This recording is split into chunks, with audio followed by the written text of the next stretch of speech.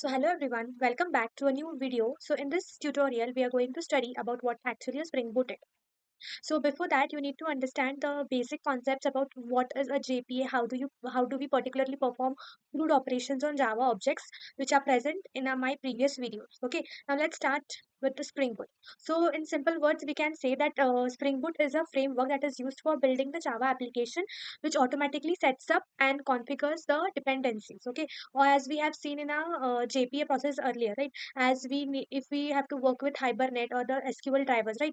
We have to manually go to the Google or the any web browser. We have to manually copy paste that particular dependency from that side and then inject it in our application. But here what we have is like we have to just randomly select the name of the particular dependency that I want. Suppose I have to work with a Spring Data JPA, right? So I have to just select the name of that package and automatically it will configure each and every dependency or whatever the setup and plugin is that is necessary for that Spring Data JPA working. Like with in order to work with JPA, right, we need Hibernate, we need SQL driver dependency, etc.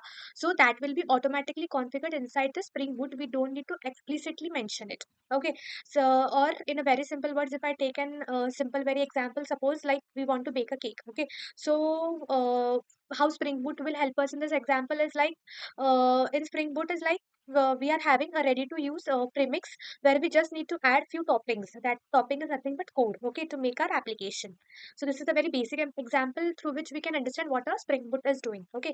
Now a very common term that is used in Spring Boot is dependency injection. So what it is? So it basically says that instead of hard coding the dependencies within classes, like different dependencies which we include like related to Hibernate or SQL driver, or if we are working with web applications, we need to give different dependencies for working with the dispatch servlet, etc. Okay.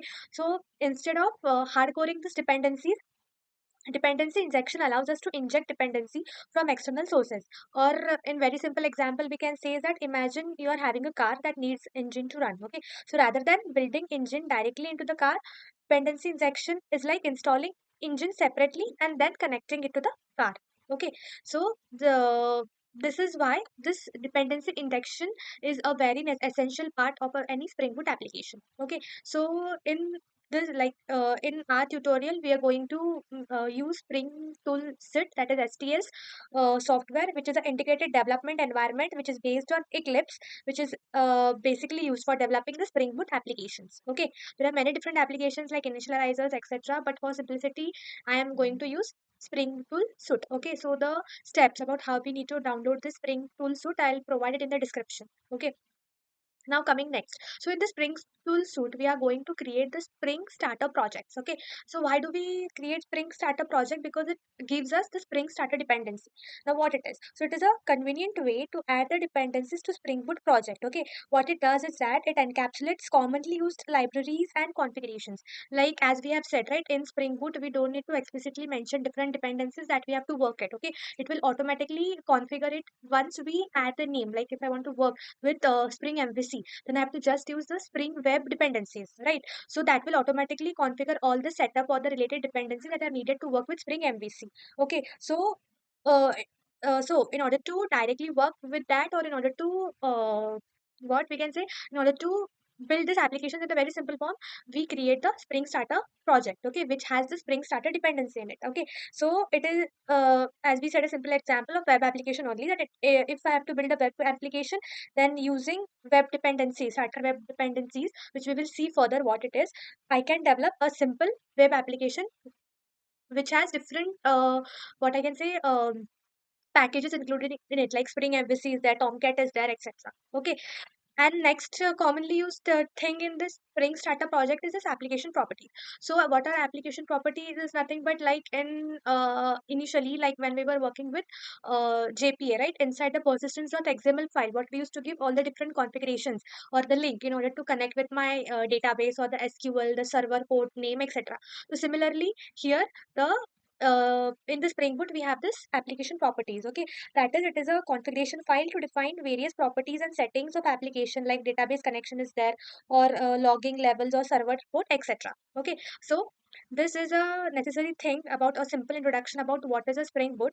And if I say that why we have or what is the need to use the Spring Boot frameworks? To summarize it, we can say that it provides a dependency injection approach. Okay, then it contains powerful database management capabilities with the which is provided us to by the Spring Data JP or different crude operations. Like then it simplifies the integration for us with other Java frameworks like JP is there, or for Spring Maven for creating web application, etc. Okay, so this is why, or we can say in very simple form, what is the advantages of using the Spring Boot. Okay, now next is let's understand the difference between what is a Spring framework and a Spring Boot. Okay, so Spring is nothing but a framework or a simple framework which we are used for building, which we are using for building the Java applications.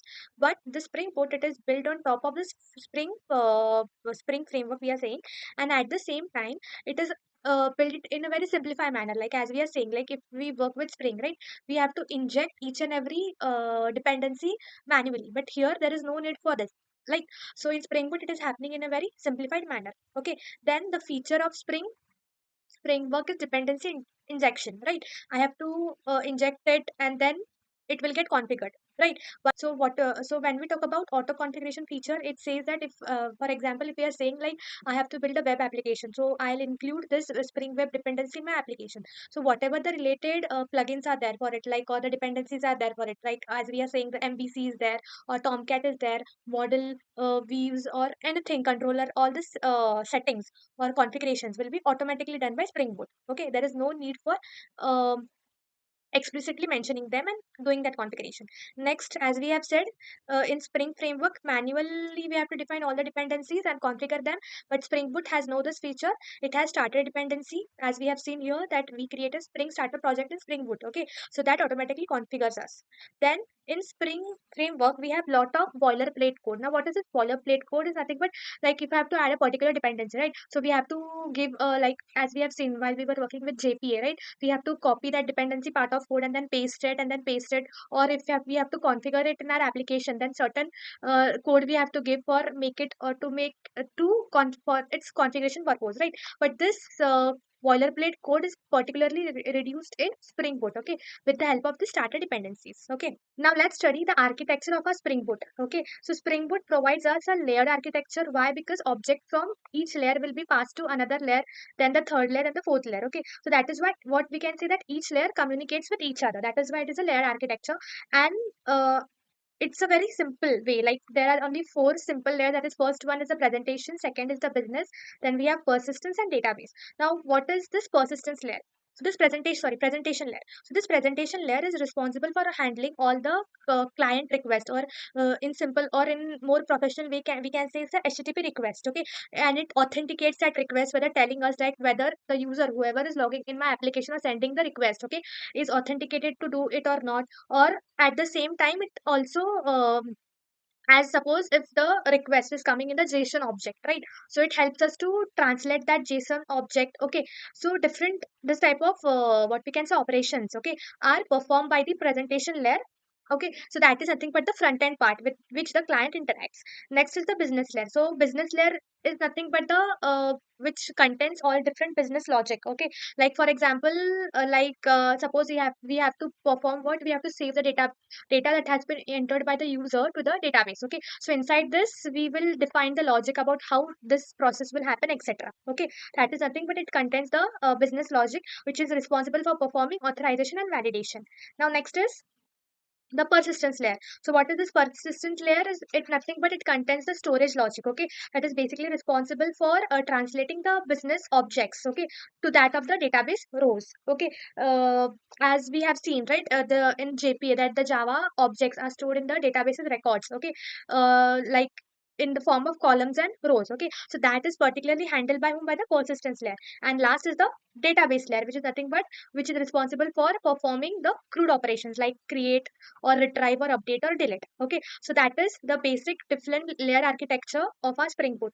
Now if we talk about the flow of this architecture, so what we can say is like at first the client makes the HTTP request. So that can be the post, as we have different HTTP requests, right? Post, put, get mapping, delete mapping, etc.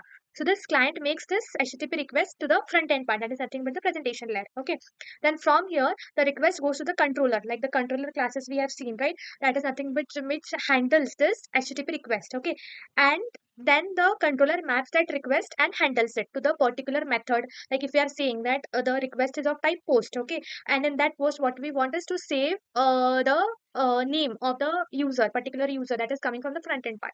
So whatever the post mapping method or post mapping controller method is there, so that method will handle that execution of that part. Okay, so this is how the controller maps the request and handles it. Okay, so after that whatever uh, after that in the controller.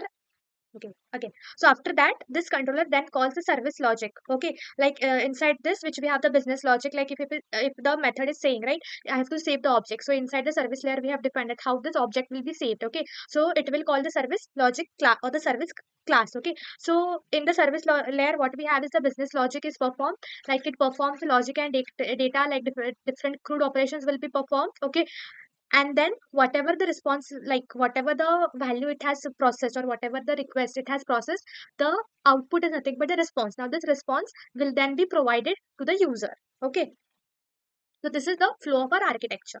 Okay, next is understanding about different annotations or the Spring Boot annotations. Let us understand first what does this annotation mean. So annotations are nothing but a form of metadata, we can say. Okay, so which is not a part of a code, but it helps us to add some important points to our code or important information to the code. Okay, so different annotations that are used in Spring Boot is first one is @required. So this, whenever we make any field as @required, okay, or we mark anything as @required means what? It is the compulsory part. You know, this cannot be neglected. For example, if I am suppose I am having a field as password in my application, okay, and if I am annotating it with as @required, okay, so this, like whenever the user will suppose fill a form, okay, so that has to be filled. That cannot be neglected. Otherwise, it will give us the error that password is not filled. Or this is the required part to be filled. Okay, so that type of fields we mark it as @required.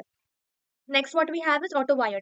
Like this will automatically perform dependency injection for us. For example, suppose we are working, as we are saying, right, in the controller, when we are working in the controller classes, they will then call the service layer classes to perform the business logic, right? So how we are going to include this service classes and controller classes with the help of this auto wire annotation. Okay, next is configuration. Now what is this configuration? It indicates that the class contains bin definitions or configuration, that is, or in simple way we can see that it handles bin classes. So before understanding configuration, let us understand what is actually a bin. Okay, so bin is like a Java object that the Spring manages. Okay, or we can say it's like a special ingredient that we have to add in a recipe. So Spring takes care of preparing it or that special ingredient so that I can add it in my application. Okay, so when we give @bin as an annotation, okay, so it's like I'm telling Spring that you have got that special object that you need to make an application. Like I am needing this special object and you have to configure it and give it to me. That is nothing but the @bin annotation. Okay, and this bean classes are handle nothing but a configuration annotation. Okay, so configuration classes, they handle this bean classes, and bean are nothing but a special Java objects that the Spring is managing. Okay, next what we have is the component scan. So this component scan annotations are basically tell the Spring like where they have to look for Spring components like controller classes or repository classes. Okay, we will have a project with different packages. Okay, so this component scan will tell the Spring application like if like the application has to scan for the controller class. Okay, so in which package it will find it, or the service class in which package it will find it, etc. Okay, next is the controller class, which is responsible for handling the HTTP request that are coming from the client side and then giving them the client response. Okay, next is @service annotation. So this service annotation is represents our service classes, nothing but which contains the business logic. Okay, and it serves as a service layer. Okay, so that is when we say we are marking it as a controller, which means it's a controller class. When we are giving this annotation, then that is a service class. So when we include this component class. Okay, so with this help with the annotations like added controller and added service. Okay, this component scan can tell our application like where this controller, in which package this controller class and service is present. Then for repositories where we handle the CRUD operations, right, we give it as annotation as added repository. Then we have entity classes, okay, which are a simple class where we are mapping the Java objects with that of the database records. And the important one is this added Spring Boot annotation. So that is nothing but which tells us like which is the main class of a Spring Boot, okay, or it represents the main class of a Spring Boot application.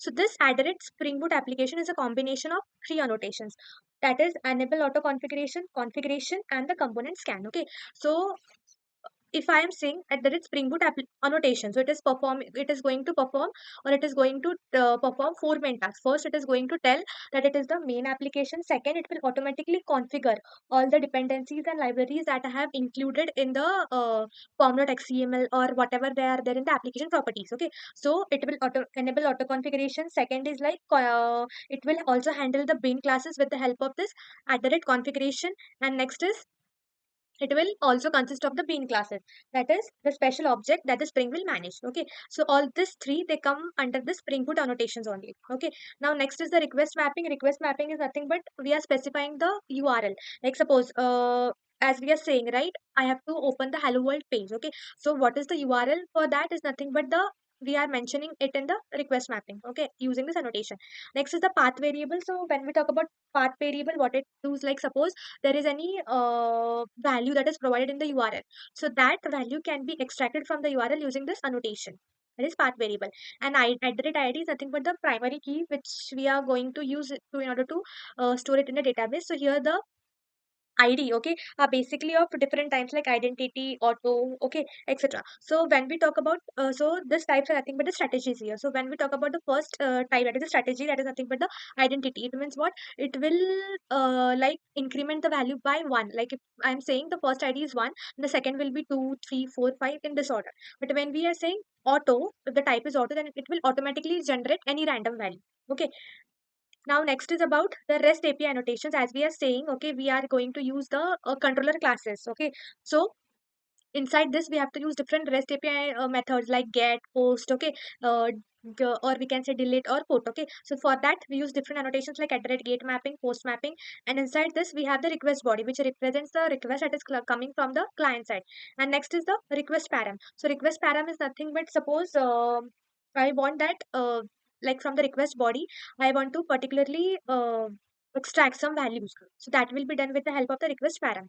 Now, as we have seen, like in the above explanation, that we are going to work with dependency, or there are different dependencies that are included in our Spring Boot application. Okay, so let's understand what are these different or a very simple dependencies. Okay, first one is the Spring Boot starter dependency. So as we are saying, the project that we are going to create in our STS is nothing but about the Spring Boot starter projects. Okay, so this has the Spring Boot starter parent dependency. So this dependency, it is nothing but a project starter dependency that is responsible for providing default configuration that are necessary for making that Spring Boot application. Okay, so this like whenever I am setting up my application, right, this dependency or that configuration that are necessary to run the Spring Boot application, I have to not mention them. Okay, as we are saying that if I have to work with Spring MVC, right, in Spring Boot I have to add this Spring Starter Web dependency.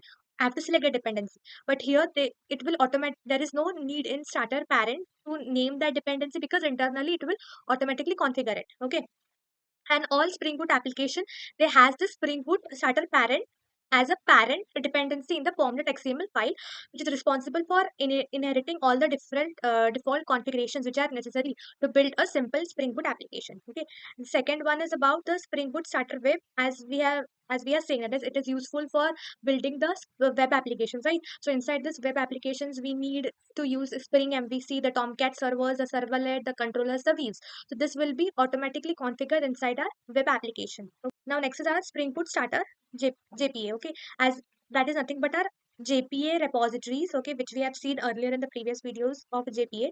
So in order to work with different CRUD operations to perform on the Java objects, okay, and at the same time to save it in the database records easily, okay, we are using this dependency, that is a Spring Boot starter JPA. So here we don't need to explicitly mention the dependency for Hibernate or MySQL driver because it will automatically set these dependencies for us. Okay, so if we want to connect the Spring Boot application with relational databases and perform the script operations, we are using the starter data JPA.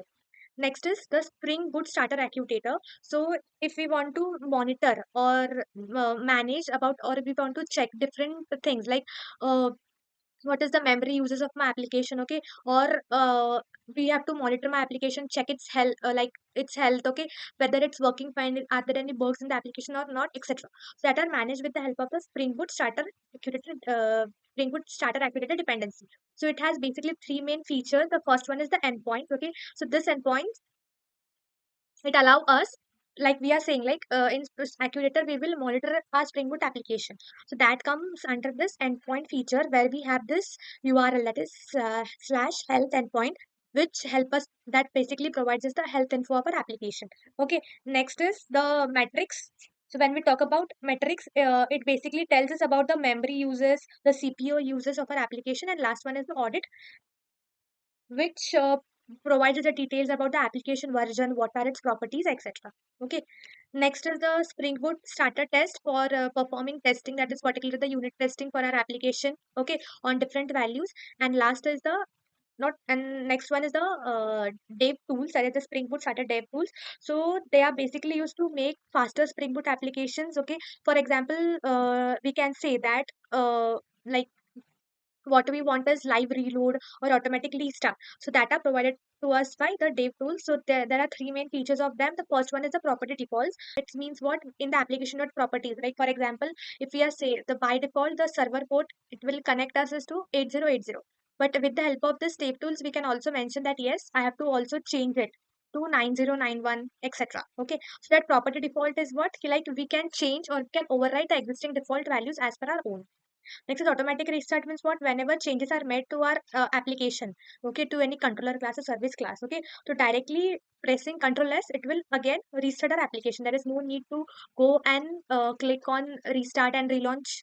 Okay, it will by doing Control S, automatically the application will restart. Okay, and reload and live reload means what, if we are using CSS file, so whatever the changes we are doing in that CSS file, okay, the browser will automatically reload the page to reflect that particular changes. Okay, so this is all about the different dependencies that we work with. Okay, there are many more dependencies, but these are something mostly used dependencies in a Spring Boot application. Then next, there is also different packages that are we use in the Spring Boot. So the first one is the jar. So this jar package is basically used for running the application on any platform wherever the Java is installed. Then second package is the WAR, that is web application, which allows us to deploy the Spring application to serverlet, like Tomcat is there on any dispatcher serverlet. Okay, and last one is the executable jar, so which is a combination of the jar, which helps us to run the application wherever the Java is installed, plus the embedded server, that is nothing but the dispatcher serverlet or the Tomcat. Okay, so with the help of the executable jar, okay, we don't need to install the Tomcat servlet, etc., in order to run the application. So this is about the basic things that we need to understand in order to work with the Spring Boot applications.